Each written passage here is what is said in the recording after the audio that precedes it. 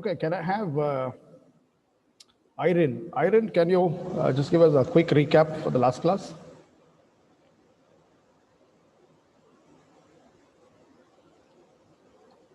Irene, can you hear me?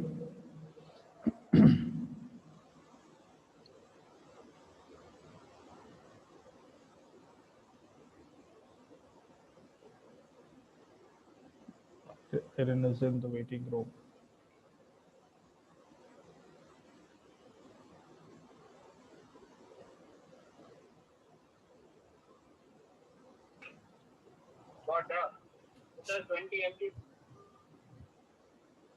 All right.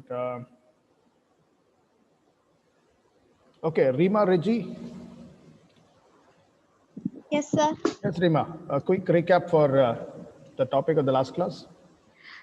Last class we learned about attribution theory, Very good. which means how we attribute behavior, and it is based on three aspects, which is distinctive, Distinctiveness. consciousness, Yeah, and consistency. correct. And we learned about elements of attribution theory, Mm-hmm. and Yeah, what are the two types of attribution that we generally make? Two types of attribution? observation.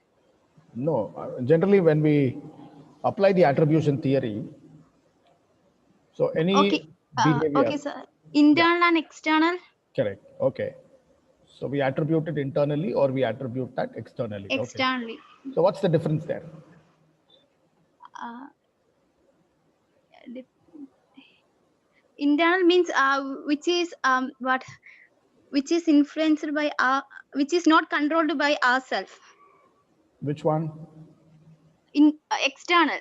Okay. Mm. Internal means which we can control by ourselves.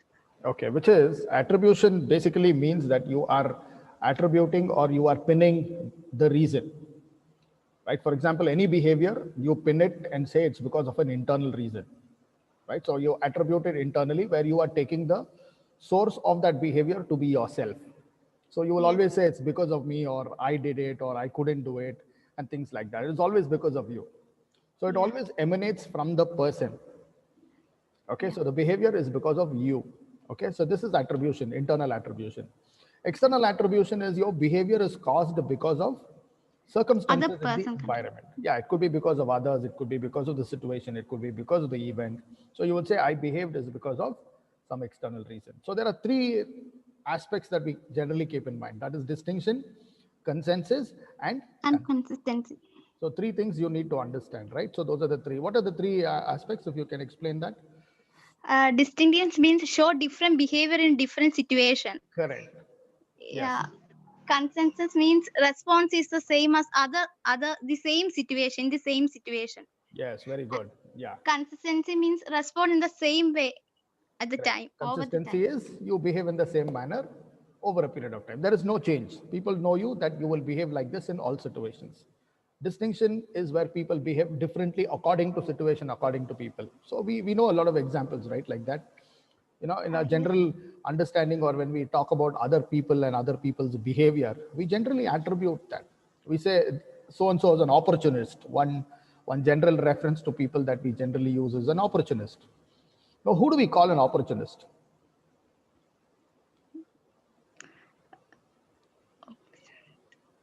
You know, generally we say, you know, he's an opportunist or she's an opportunist. The one who uses their opportunities in a certain way. Okay. No, but we don't use that in a very, nice manner. When we call somebody an opportunist, we don't say that in a very positive manner. It's not a positive.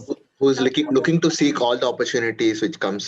Someone who takes advantage of somebody like even in a bad situation, they try to take advantage. Trying to take all the credits. Absolutely. Yeah. Somebody who takes credit for their actions is somebody who's always an opportunist. You know, generally somebody who's trying to see the benefit for them in almost everything. Right, so they will try to utilize circumstances and situations to suit them, or to to see that they will be benefited out of it. They will use people. You know, that's a term that we generally know. She used me or he used me, and only because of this reason he was a friend for me for so many months, and right after his work was over he forgot me. All those things we generally say that, right? So all that is attribution. All that is attribution. Only thing, it's a very beautiful subject. When we look at organization behavior, technically we use terms like attribution, we use terms like distinction, consensus, and so on. There are a lot of things like that, right? But in layman terminology, we use certain very lay terms. So generally, these lay terms are not technically there. When we see, from research or from what contributions that others have made as such. Okay, so let's continue. A few more interesting things that we will get to see. Sir, sorry to interrupt. There are a few people waiting in the waiting room. Understood. Those guys will have to come on time. So it's very difficult. I'm seeing the screen and then there is, a window that's popping up. I'm doing it. So you all just concentrate on what I'm telling you. Okay, so I think we had to start from here. Yeah, I think this part is very important. Okay. You're able to see the screen? Yes, sir. Yeah, good. Okay.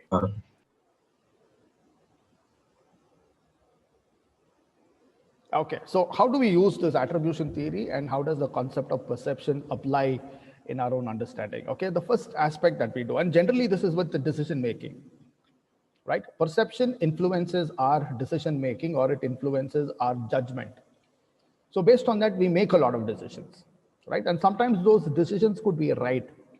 When we perceive an overall picture, or we perceive something to be happening in this particular manner, or we do a particular scenario judgment, right? So based on that, sometimes it can be right, right? So when it is right, we admit and say, yes, perfect. I thought of it, or I perceived it like this, and this is what happened, right? And sometimes the perception could be wrong, right? Perception could be wrong, which is our judgment could be influenced by something else. So we perceived it wrongly, we made a wrong judgment, and hence we took a wrong decision, and that backfired. Okay, so that's where we look at errors and biases in attribution, or when we apply perception to our own normal behavior as a manager, or when we are into decision making. So let's look at the first thing. So the first one is called fundamental attribution error. So this is a tendency to underestimate the influence of the external factors and overestimate the influence of the internal factors. So that's where we straight away look at attribution theory. Attribution theory talks about internal attribution and external attribution, where the cause of the behavior, when it is attributed internally, it is internally attributed, is what we say. And when the cause of the behavior is because of environment and circumstances and people outside, where pretty much we did not have much control over the circumstance or the environment, then we say it's externally attributed. So that's what the theory says. But generally what we do, when we make judgments or when we make certain decisions, we tend to underestimate the internal factors and overestimate the external factors, right? So we do not take the merit or the reason that the individual is giving for a certain behavior or a certain decision, but we generally attribute it to to the internal aspect. We tell them it's because of your internal factors, and that's the reason why so and so you have behaved in this particular manner. So we underestimate the external aspects and overestimate the internal aspects. So that's where we generally make people targets. So generally you see another common thing that we generally come across, right, which is when something goes wrong with a certain decision, we always look for a scapegoat, or we are always trying to pinpoint the reason or put the blame or responsibility on somebody else and not on the situation. See, why did all of us behave in that particular situation? Is because the situation, we perceived the situation to be of a certain kind. But since the situation did not play up like the way we perceived, things went wrong. Now somebody has to take up the responsibility. So generally within the organization, or generally wherever in those decision-making circumstances or scenario, we will always look for somebody who's the weakest, or somebody who's a minority, or somebody who does not have a voice, right? So we generally tend to pinpoint the blame on the people. So when we pinpoint the blame on the people, there we are automatically trying to tell that their behavior was because of their responsibility. It's because of the judgment that they made, and we do not consider any of the factors in the situation or in the environment. That's one very common kind of an error that managers tend to follow. Second is self-serving bias. So the tendency of individuals to attribute their own success to internal factors. So very similar to the fundamental attribution. Self-serving bias is when the situation goes right, when the decision that you took went right, and then it becomes successful. People appreciate you, people reward you, award you, and they say, and then you receive a lot of acclaim. So during those circumstances, you take that, you say it's because of me. You attribute it to the person and not to the situation. A lot of times success could be because of the situation. A lot of things around in the environment or in the situation could have colluded to give you the success. So when something goes right, it is not 100% because of the individual's effort. You have put in your effort, but the situation and the other circumstances also do play up. So when they all come into collusion is when we understand that things have gone right. So self-serving bias is when we attribute success to the individual and we attribute that to internal factors. And then if there is a failure, then we attribute that to external factors. So very similarly related, fundamental attribution and self-serving. So selective perception, people selectively interpret what they see on the basis of their interest, background, experience, and attitude. So we saw that in the last class as well. So depending on what you are sensing, you are selecting and you are organizing, and then your interpretation is on the basis of that. So generally we tend to see what we want to see, or generally we want to only take those factors where we have an experience, where we have some background knowledge, or where we have some understanding, or where you are an expert. So this is a very skewed kind of a understanding of perception. You don't see the whole picture, but you see a part of it, and then you make a judgment. Halo, making a general impression, portraying the entire scenario to be based on one particular situation or one particular characteristic, right? So this is a halo error. And generally when we look at halo, it's often the negative that gets superimposed over a lot of things rather than the positive. That's why very often, your parents or very often a lot of elders keep telling you, so it does not matter how many right things you do. One wrong is enough. People will remember the wrong thing and forget about the 99 right things that you did on 100. Right? So generally it's always like that. So people tend to be attracted towards negativity or towards something that is negative. Right? So halo is very often an understanding like that. So we have two things like that, halo and horn effect or halo effect. Halo is when we take a positive thing and then we portray a whole picture.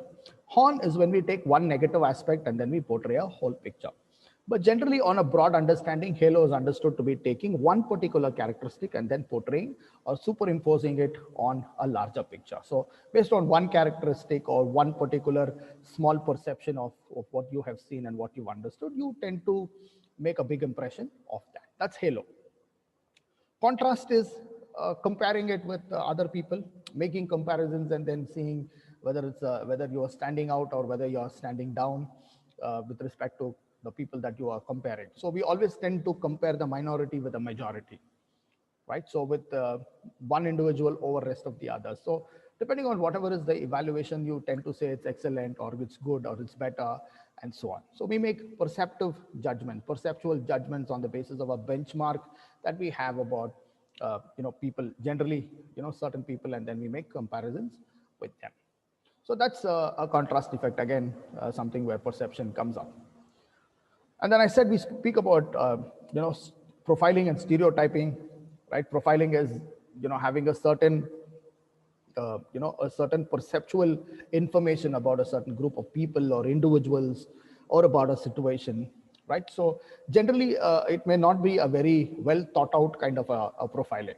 It may not be a well read or a well aware kind of a profiling. It may be generally on the basis of what you've seen and heard.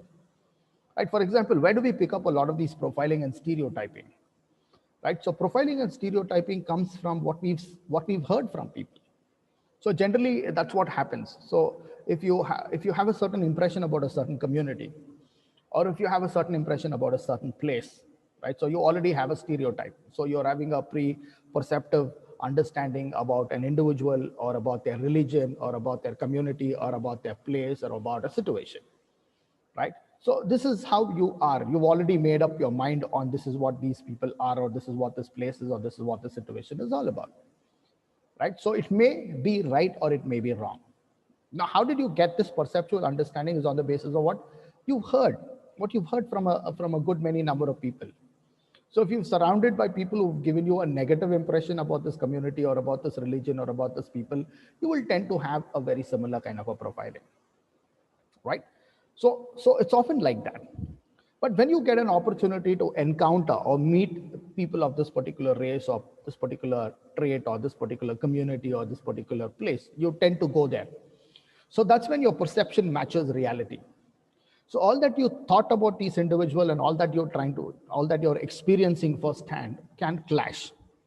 And then your perceptual profiling information that you had about individuals or their community or about the place or about the situation could change.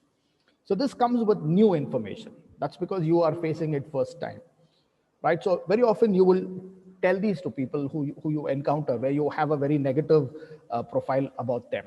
You will say, initially, I thought of you to be like this. I was told, people of your community are like this, or people of your religion are like this, or this place is like this, right? Or people who follow this religion are generally like this. So I've been told about it. I've been tutored like this.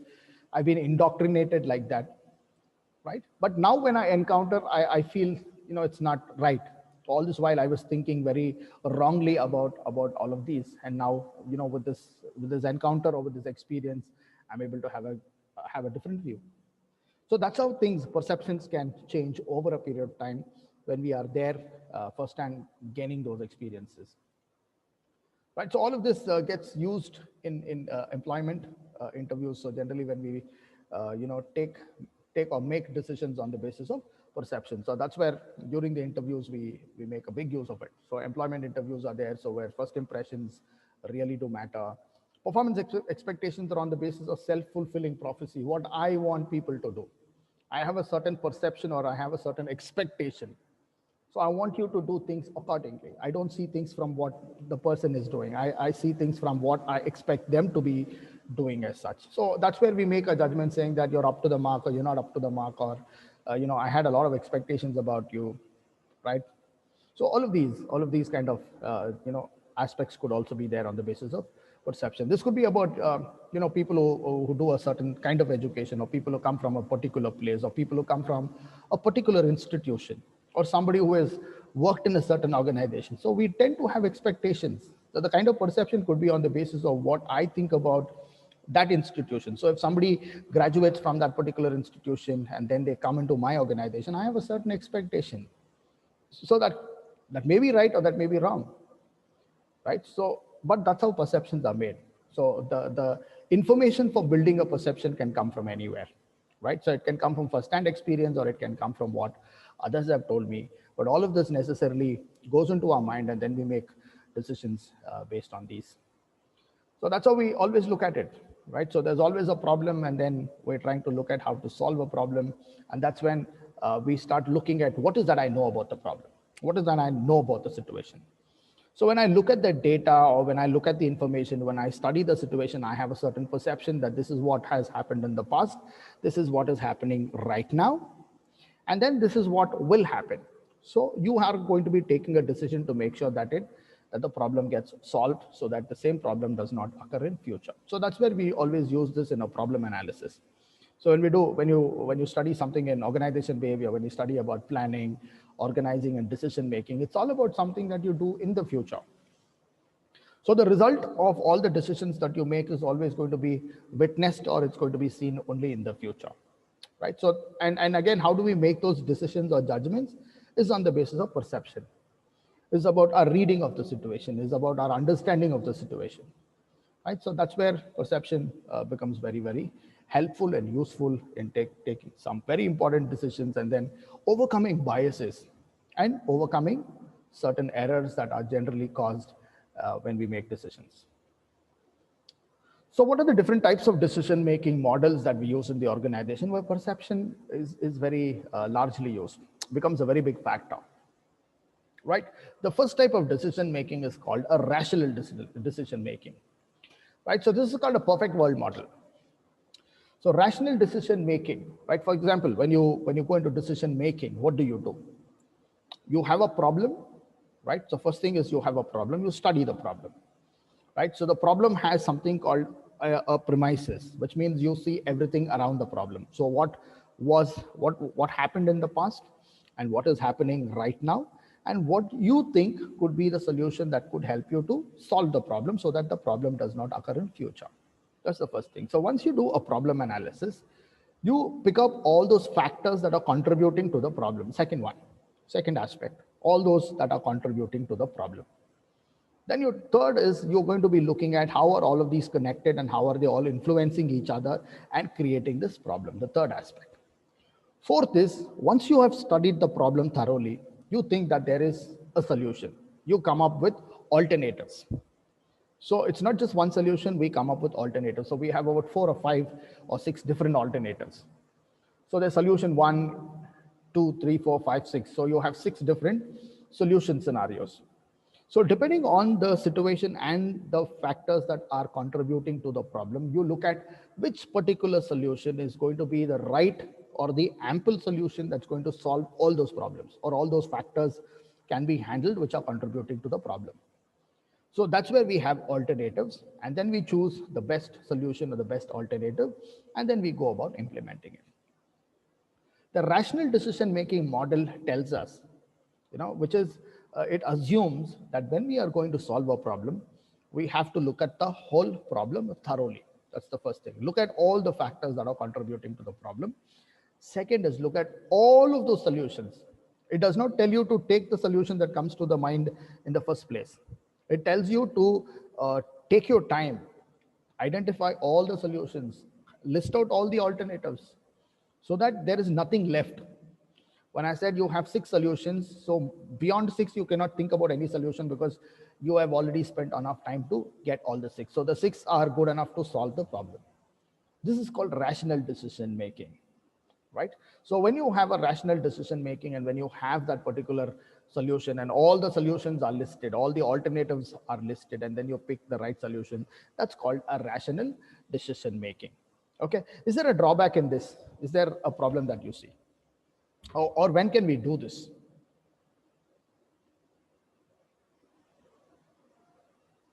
Can I get some answers? When can we do this? When does rational decision making be possible?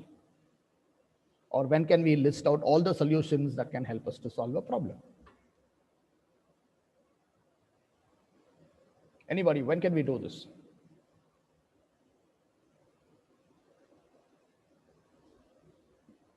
Hello?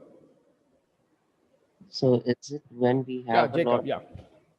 Is it like when we have the ample amount of time to decide? Okay, perfect. So when we have ample amount of time, the problem is not a pressing problem. And then we have ample time to look into all the aspects of the problem. Okay, perfect. When you have enough time to do it. Okay, great. Anything else?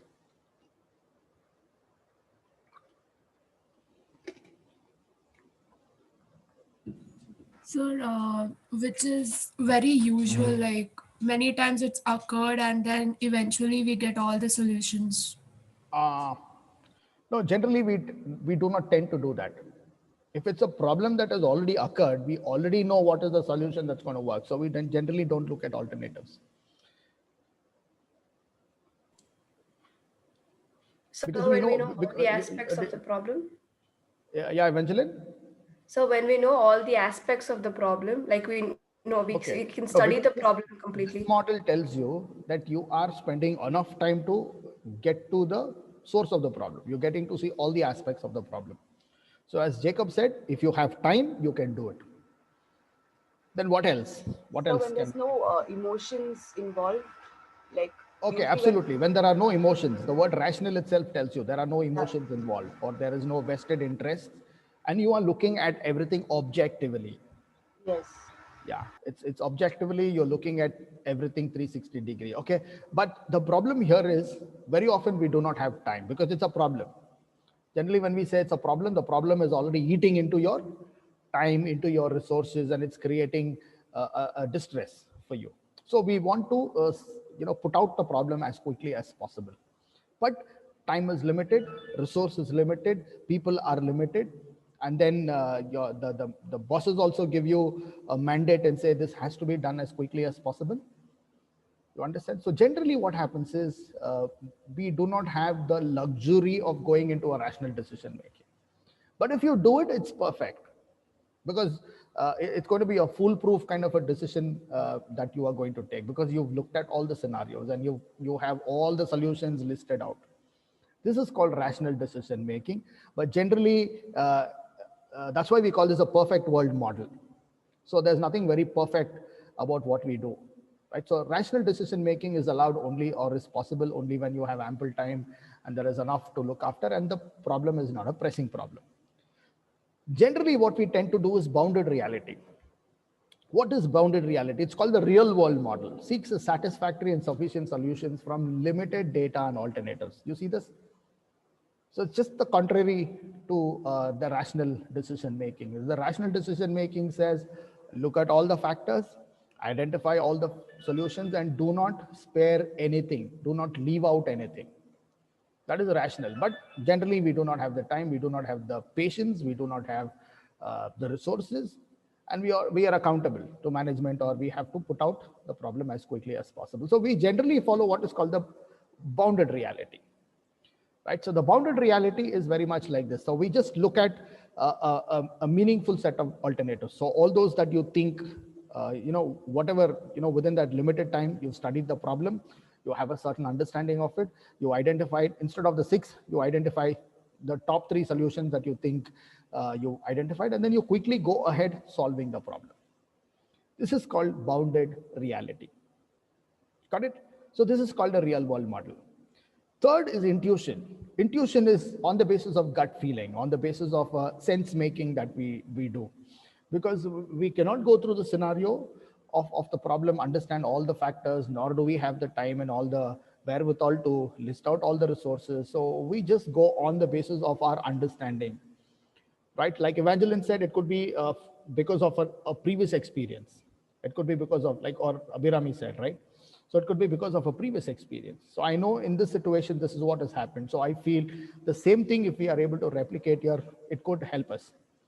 So it's a non-conscious process. It's a gut feeling. It's on the basis of a sense that you are having. It's about something that you're able to get out of the environment. Though there is nothing to rationalize it, you generally cannot give an explanation, but you are tending to do this. This is called an intuition, right?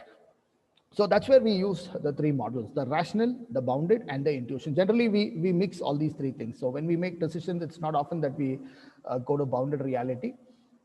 If the problem scenario gives us that luxury, time, resource, effort, and if there is nothing pressing, then we go ahead with sometimes with any of these. Sometimes with the rational, sometimes with bounded, sometimes with intuition. So that's why we have the 3 decision-making models. And sometimes what happens is, errors do creep up. So what are the common kind of errors that we see? One is called the overconfidence bias. Believing too much in our own ability to make a good decision. You see this? This can also come from individual egos, or it could also come from flattened experience, right? A very flattered kind of an experience that we've had. So you would say, I have 20 years of experience. I've done all these kind of things. So this is just nothing. This is kids' play for me. You see this? This is overconfidence bias. So sometimes when the decision fails, people tend to, when we do an analysis of it, they'll say we just became a little overconfident, or we perceived that this group will definitely support us. So there is an overconfidence bias. So now that the results, the Bihar assembly results, as well as the by-election results in Karnataka has come in. So you can see this. Most political parties, when they're doing their analysis of the post-poll results, they are looking at it. In some areas, they felt that we were a little overconfident. We believed that this community or this caste group will definitely be on our side, right? Or we believed that if this leader is there, he will definitely be able to bring the votes. And that's why we didn't concentrate much on that particular constituency. We just left it on that individual because we felt that he could be able to get the votes for us. So very much similar, overconfidence bias. So generally what happens is, here we don't tend to take other people's opinion, other people's suggestions. We think we know everything. So we jump and make a decision. Overconfidence bias. Second is anchoring bias, using the early first received information as the basis for making a subsequent judgment, just jumping to a conclusion as quickly as possible or making a snap judgment. So sometimes the halo is here. The halo effect could also be leading you to an anchoring bias. So you're not looking at the whole thing. You just saw the first thing and then you jumped into a conclusion. So, when we looked at some of those picture examples that we saw, so we gave an answer or we made a judgment and we said, this is what I think or this is what I feel. This is the anchoring bias, right? So based on that first sense that you've made of a situation or of somebody, you make a decision and then you say that's what it is. That is an anchoring bias. Confirmation bias is selecting and using only facts that support our decision, right? So which is trying to justify your decision and say, no, it's because I saw these things, or this is what was told to me, or with this information is why I decided and I said this is what is going to be. So always looking for information, facts, figures, information, people, which tend to support your decision. So that's called a confirmation bias. It's because of A plus B is why I did this. Because I saw this fact or this information was given to me, because of which I took a decision. So this is confirmation bias. Availability bias is emphasizing information that is mostly readily available. So firsthand, straight away, the first, which is like the information that you first saw, or the first thing that came to your mind, or the first set of, inputs that you received, or the first set of data that you had on hand and you had to go ahead and make a decision. This is availability bias, right? So you're not getting into the whole nitty-gritty of looking at the whole thing, in total or in overall. This is availability bias. Based on what I had to make a decision. So generally decisions reflect these kind of biases. What is escalation of commitment? Increasing commitment to a decision in spite of evidence that it is wrong, especially if responsible for the decision. So escalation of commitment is not giving up. Once we've decided that we want to go ahead with the decision, even if there is information to say that that decision is not going to be right or it's going to backfire, you want to go ahead with it because it's a question of ego or it's a question of authority. So this is escalation of commitment. So sometimes people in power or people who are in leadership positions don't tend to listen to facts and figures or do not read the writing on the wall and just justify and go ahead doing things. This is called escalation of commitment because you've already decided you want to ensure you want to go ahead with the same decision. Then there is randomness error, creating meaning out of random events, superstitions, right? Making judgments irrationally or taking factors that don't have any evidence or that do not have any sense in the fact or in the data. So this is randomness error, right? So creating judgments out of irrational aspects or irrational circumstances. So this is a randomness error.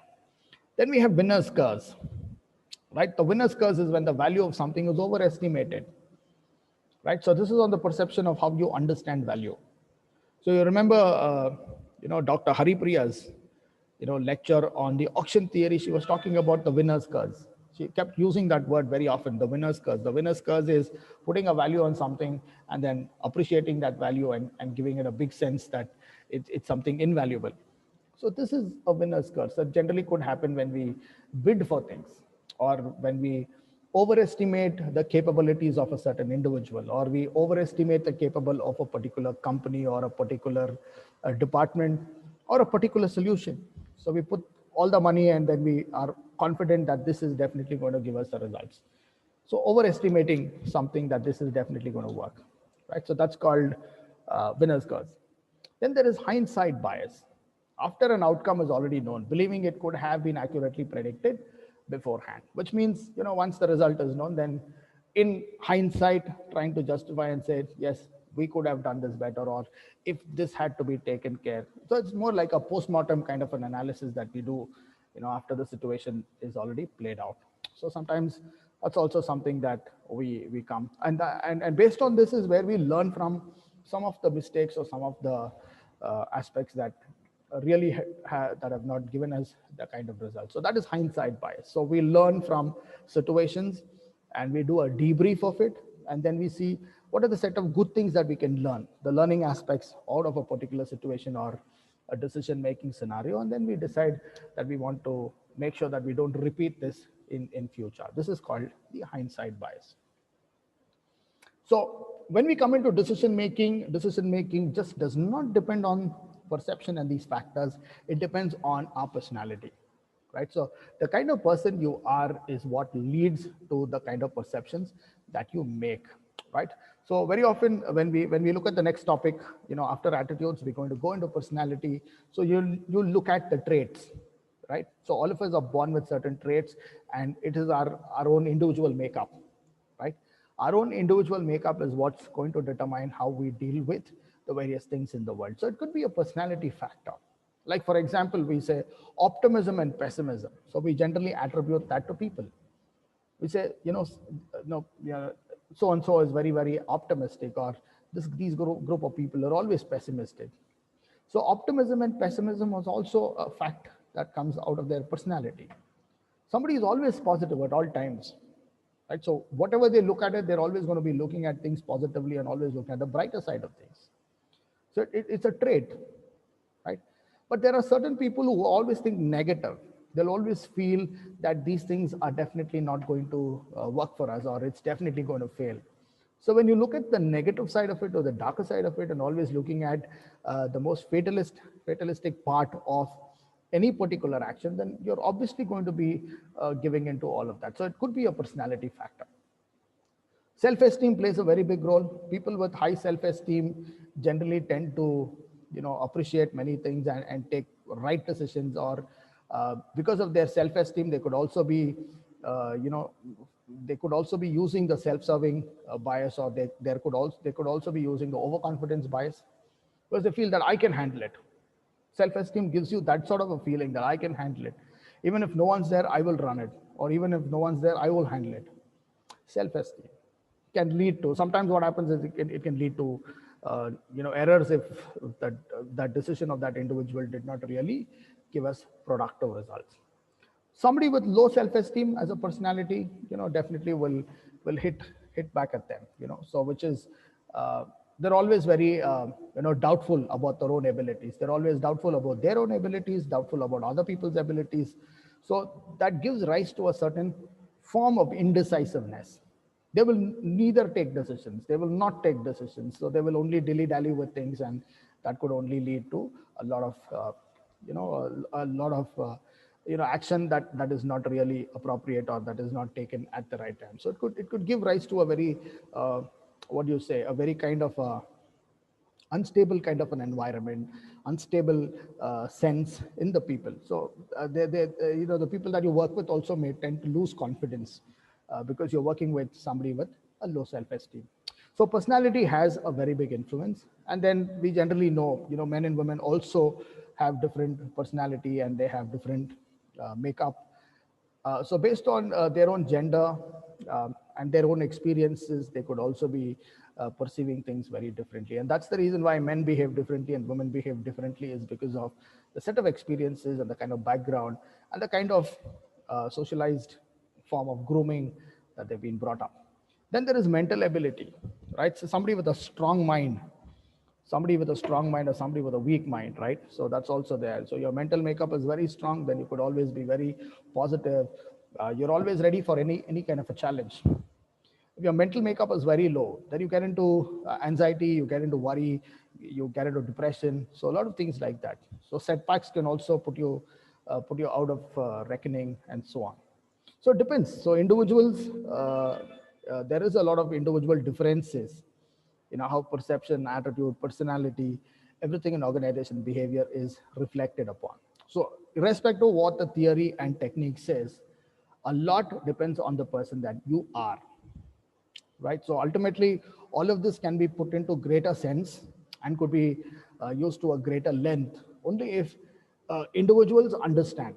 If you know who you are, you become self-aware, you know of the personality that you are, you understand all the kind of positive traits that you have, you're aware of it, And then if you tend to use that in your everyday life, in all the circumstances or in the kind of jobs that you do, that's when there is a reflection of your personality in all the behavior that you're going to exhibit out in public or in society or in the organization when you take up these responsibilities. Okay, so that's where, all these perceptual theories and our conceptual understanding is definitely going to help us. So all of these are there. So these are organizational constraints. So generally, whatever we tend to think and do is not permitted because we are often working within an organizational boundary. There are rules, there are regulations, there is an appraisal technique, there is a monitoring mechanism. So we have to work within the framework. So the framework does not allow you to behave in the manner in which you want to behave. Sometimes you feel your liberty, your freedom, your thought process, everything is curbed. So that's where all of these things will have to be taken up when we study something called organization climate and organizational culture.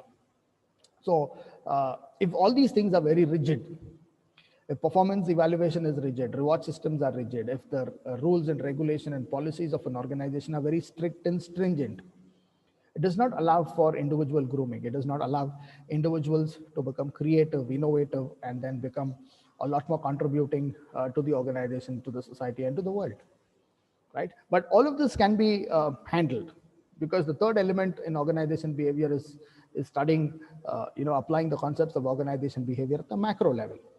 So we've got to work at the larger aspect, at the macro aspect, where organization climate and organizational culture, these two things will have to be worked at so that individuals and groups that operate within the organizational environment are able to experience a greater sense of liberty, freedom, understanding, and then they get this opportunity or they get this entire beautiful environment in the organization where they can, where they can showcase their entire personality as such without any curb.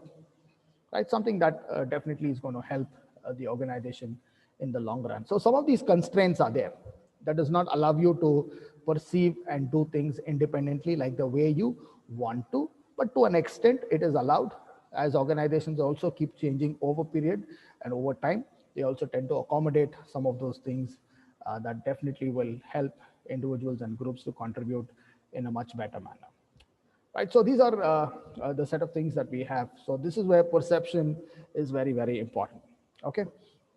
So the next topic that we will be venturing into is called attitudes. So before we go into attitudes, let me give you a certain difference over there so that you're able to understand the difference between perception and attitude. So what is that from perception that you will carry to an attitude? Right. So perception, as we said, is the sense that you make of the world. You might look at the whole picture and then make a decision like a rational decision maker, or you could look at just a few aspects of a situation or an environment and then have a very skewed or a very biased kind of a decision, of a certain kind of a biased kind of a perception leading to a decision, right? So perceptions are there on the basis of how we see and how we want others to see or what we want them to see. Right? That's the first thing. Attitudes are slightly different. Attitudes are longer and consistent. Perceptions can change. You see the scenario, you perceive it differently. You go to another scenario, you could perceive it differently on the basis of information that's there available. Attitudes are not like that. Attitudes are consistent. Attitudes are long-term. Attitudes are very rigid. Right? You can change perceptions. Right? But changing attitudes takes a longer time. The moment you've made up your mind about something, somebody, and about a certain situation, it's not very easy for you to change your perception, right? It could take a lot of experiences. Like I gave you that example, okay? So if you've had a certain negative perception about a community of people, right? So you always felt that people who come from this particular community are like this. So it's a very negative perception on the basis of what was told to you, on the basis of the people that you were with. So they all gave you a very negative impression about that community, and that's how you perceived that this community is negative, right? So now when you get a chance to meet the people of this community or to encounter, to have a first-hand encounter with them, So your perception, that negative perception that you had about them, is not going to change the moment you meet them in the first instance. It's not going to change on the first day, right? The first day gives you a certain inputs. So it does not change your perception. You will still carry that perception, right? But it takes a good many number of days. It takes a good many number of encounters with different types of people in the community. It gives rise, I mean, you have to encounter different situations that you are able to have or experience with the people of that community. Only then slowly there is new data that comes in, because first day there was a little perception that does not make any big difference. Second day you meet somebody different, and then you there is another fresh data that comes in, so you perceive it. So when you continuously meet people for about 7 to 8 days, then there is a slight understanding that you seem to have, because there is new data inputs that you are getting. There are new encounters, and every encounter is giving you a positive feeling. So slowly, after those 7 days or after those 14 days, your perception can change, right? Now, why did you have this very negative attitude? Is because you had developed an attitude based on your perception. So that is why you always felt that these individuals are like this, or people of this community often do things like this. So it's a negative. So the perception led to an attitude, and that attitude was a negative attitude that you had about the community. Now, when there's new fresh data that gives you a perceptual change, so you're able to change your perception. And once your perception has changed with the new amount of information and first-hand experience, then your attitude about the individual and about the community could also change. So perception creates an opinion or an attitude. When there is a perceptual change, automatically attitudes also will change in course of time. Okay, so that's where you need to understand it's a predisposition. So perception is the way we look at the world. Attitude is a predisposition or a prejudgment or a preset opinion that we have about somebody, about a people, person, situation, community, about anything. Okay, so it could be negative or it could be positive. So we're going to be looking at how attitudes could also determine our own understanding of the situation and how it tends to influence the behavior that we have. Okay, so that's what we're going to be going into, which is the next topic that we will be taking up for discussion. Okay, I'm going to just put up 2 scenarios for you, and I will be opening up that in the forum for you to discuss. So to begin with, we have 2 small cases that we want to open up with attitude, so that we have a certain background to explain and understand. Okay, until then, any questions that you have?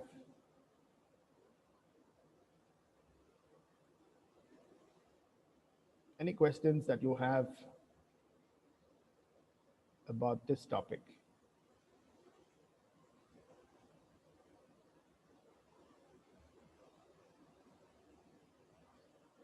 So I'm going to be opening up attitudes at the workplace. So it's quite a few things that you all can do. Right, so I'm going to go open up the first.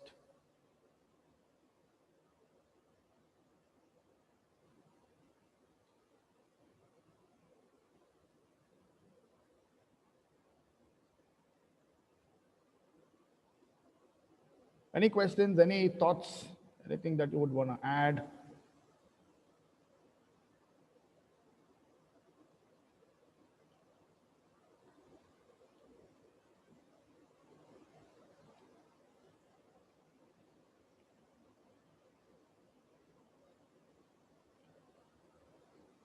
All right, so before we go into those cases, I want to start off with some basic, understanding of your own attitudes. Okay, you see this picture on your screen? Are you able to see this? No, sir. No, sir. No, yeah. Still not shared, yeah. Okay, here you go. Okay, what's the kind of attitude that you have about this bike or somebody who uses this bike?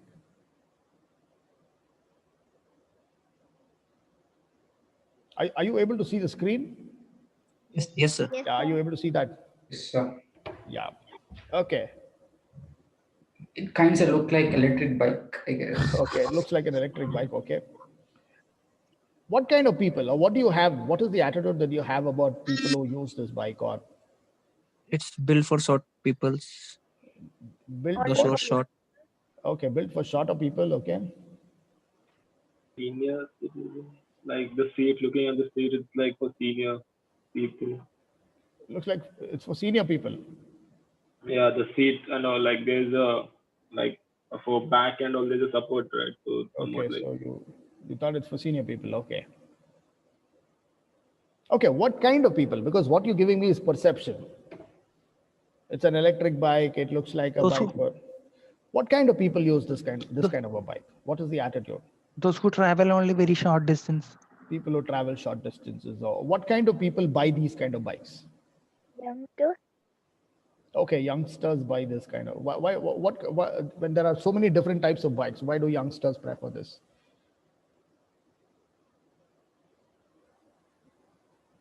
See, any product purchase that you make is an extension of your personality.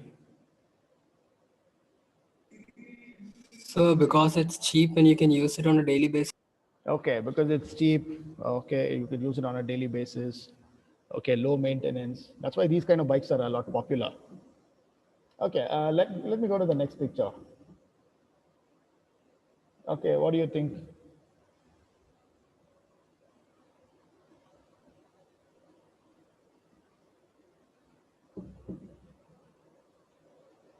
What do you think about this?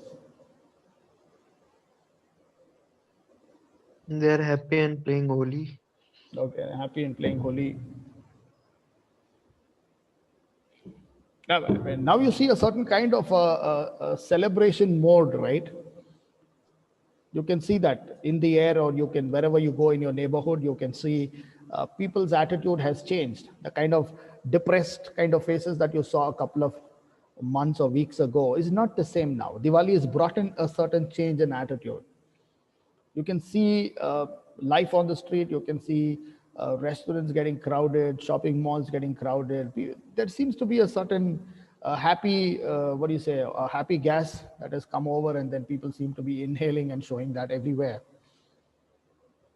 See, that's an expression of an attitude that you see now, right? So there is a lot of positivity. People seem to be coming out of all those, negative, depressed days that they were into in lockdown, and now they seem to want to come out and open up with Diwali. So even the ones who were very pessimistic because of the virus and things like that, stayed indoors, are now making efforts to come out, because and those who were already outside are asking them to, why don't you come out and enjoy? I mean, we've had very depressed days and months. So Diwali seems to have brought in a certain kind of an attitudinal change in the minds of people. You can see that. You can see that all over. So what's your take on some of these? What's your attitude if you have to work under a female boss? I just have 5 minutes, so I want quick answers. What do you think it is to work under a female boss? So it can be lowering your self-esteem. That's how people think. Okay, what do you think? Oh, so same as because working under a male boss, as long as the boss is good. I don't think gender really matters that way. Okay, so that's an attitude. Okay, you say gender does not matter as long as the person is good. Whether it's a male or female does not matter. See, that's an attitude. That's an attitude. Okay, what else? It depends on how much she credits her employees. It depends on, okay, it depends on how the boss is able to take care of the subordinates. Okay, fine. So that's an attitude. So very similar to that statement that Raksha made. Okay, if the boss is good, fine. I mean, it doesn't matter. Okay, what else? Can I have some more answers, please? It's a prestige, sir, because since she's a female, we see very rare female bosses and CEOs. So it's like, if you get to work, Steny, if you get to work under a female boss, yeah, I would be proud of it.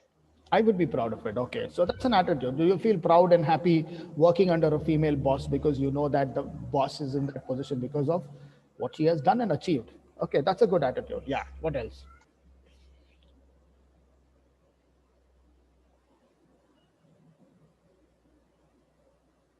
I want some more boys. Can I have some men talk? I agree with what Raksa says, sir. So Jackson, if you get to work under a female boss. Sir, it doesn't depend whether it's a male or a female, as long as he or she is good. Okay, so you want to go with that. Okay. Yeah. Anybody else?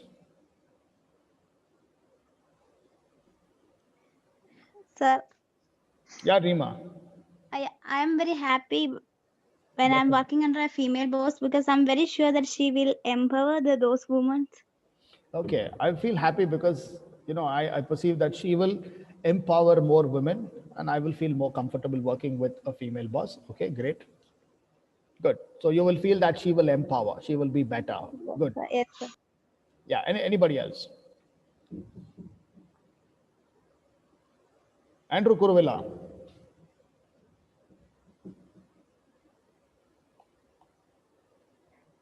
Are you there, Andrew? Yes, sir. Yes, Andrew. Working under a female boss.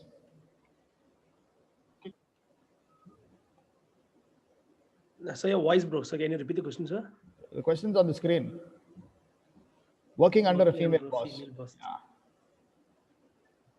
What do you think? I would not mind, sir. You will not mind. Why? Because so male or female, it depends on how they lead it.